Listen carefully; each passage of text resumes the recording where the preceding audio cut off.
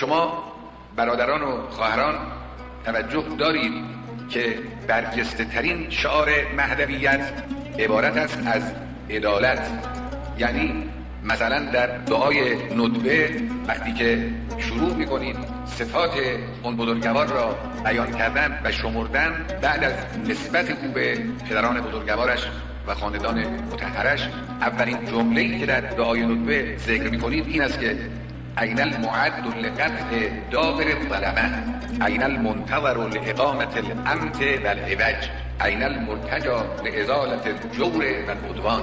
یعنی دل بشریت میتپد تا اون نجات بخش بیاید ستم را ریشه‌کن کند، بنای ظلم را که در تاریخ بشر از زمانهای گذشته همواره وجود داشته است، امروز هم